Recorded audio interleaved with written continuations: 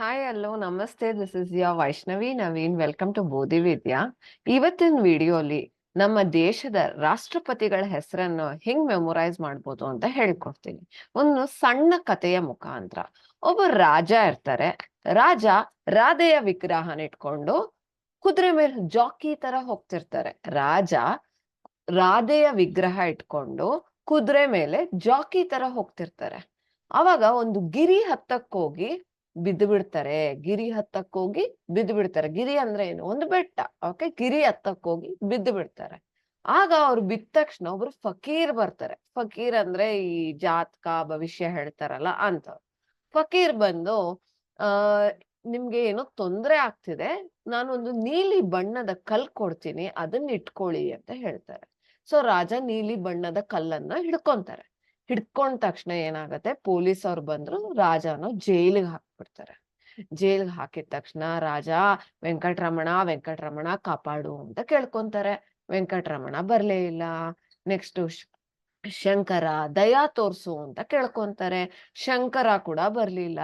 ಕೊನೆಗೆ ನಾರಾಯಣ ಕಾಪಾಡಪ್ಪ ಅಂತ ಬೇಡ್ಕೊಂಡಾಗ ನಾರಾಯಣ ಬಂದು ಒಂದು ಕಲಂ ಕೊಡ್ತಾರೆ. ಕಲಂ ಅಂದ್ರೆ ಹಿಂದಿಯಲ್ಲಿ ಒಂದು ಪೆನ್ ಕೊಡ್ತಾರೆ. ಒಂದು ಪತ್ರ ಬರೀ ಅಂತ ಹೇಳ್ತಾರೆ. ಯಾರ್ಗೆ? ರಾಜನಿಗೆ.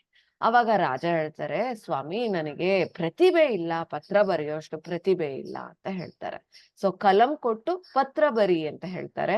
ಸೊ ನನಗ್ ಪ್ರತಿಭೆ ಇಲ್ಲ ಅಂತ ಹೇಳ್ತಾರೆ.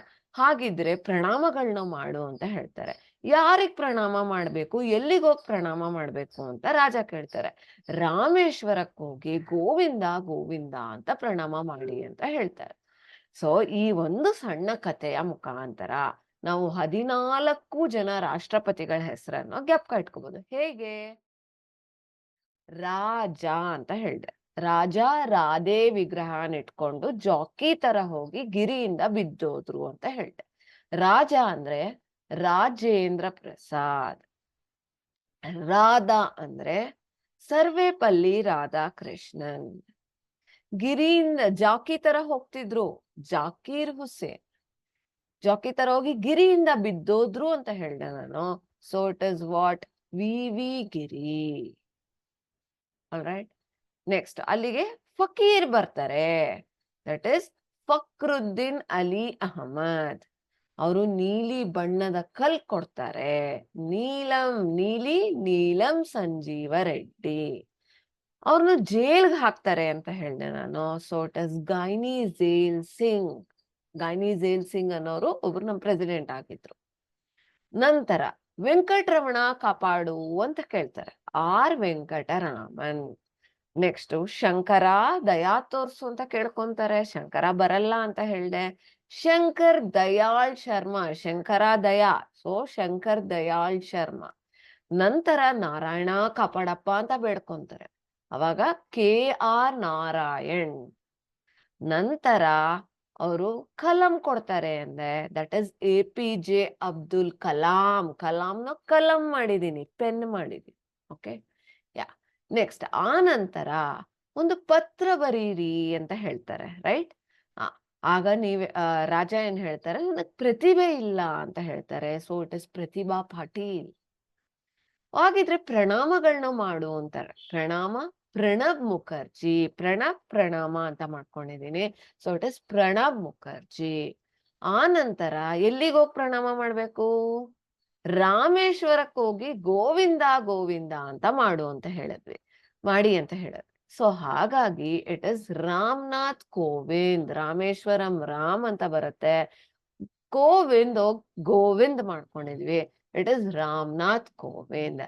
ಈ ರೀತಿ ಈ ಒಂದು ಸಣ್ಣ ಕಥೆಯ ಮುಖಾಂತರ ನಾವು ಎಲ್ಲ 14 ಪ್ರೆಸಿಡೆಂಟ್ ನ ಜ್ಞಾಪಕ ಇಟ್ಕೊಳಕ್ ಸಾಧ್ಯ ಇದೆ. ನೀವ್ ಕೇಳ್ಬೋದು, ಮೇಡಮ್ ನೀವು ದ್ರೌಪದಿ ಮುರ್ಮು ಅವ್ರ ಹೆಸರನ್ನ ಮರ್ತೋದ್ರಿ ಅಂತ. ಖಂಡಿತ ಇಲ್ಲ. ಸಿ ಈ ಪಾಸ್ಟ್ ಅಲ್ಲಿ ಇದ್ದಿದ್ ಎಲ್ಲಾ ಪ್ರೆಸಿಡೆಂಟ್ಗಳದ್ದು ಫೋಟೋ ಗೊತ್ತಿದೆ. ನಾವ್ ಅವ್ರು ಹೆಂಗಿದ್ರು, ಅವ್ರ ಕಾರ್ಯವೈಖರಿ ಏನು ಗೊತ್ತಿಲ್ಲ.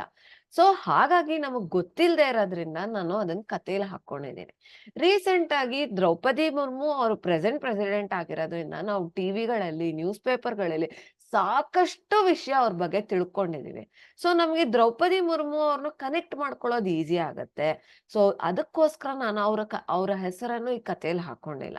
ಮುಂದೆ ಫ್ಯೂಚರ್ ಅಲ್ಲಿ ಇನ್ನು ಹೊಸ ಪ್ರೆಸಿಡೆಂಟ್ ಬಂದಾಗ ಈ ಕಥೆಯಲ್ಲಿ ನೀವು ಆ ದ್ರೌಪದಿ ಮುರ್ಮು ಮೇಡಮ್‌ನ ಸೇರಿಸ್ಕೋಬಹುದು ಬೇಕಿದ್ರೆ. ಸೊ ಈ ಒಂದು ಸಣ್ಣ ಕಥೆಯ ಮುಖಾಂತರ ನಾವು ಪ್ರೆಸಿಡೆಂಟ್ ಆಫ್ ಇಂಡಿಯಾನ ಮೆಮೊರೈಸ್ ಮಾಡಿದೀವಿ. ಇದೇ ರೀತಿ ನೀವು ಜ್ಞಾನಪೀಠ ಪ್ರಶಸ್ತಿ ಪುರಸ್ಕೃತರು, Bharat Ratna awardees, chief ministers of Karnataka ಎಲ್ಲವನ್ನೂ ಮೆಮೊರೈಸ್ ಮಾಡೋದಕ್ಕೆ ಸಾಧ್ಯ ಇದೆ. Thank you.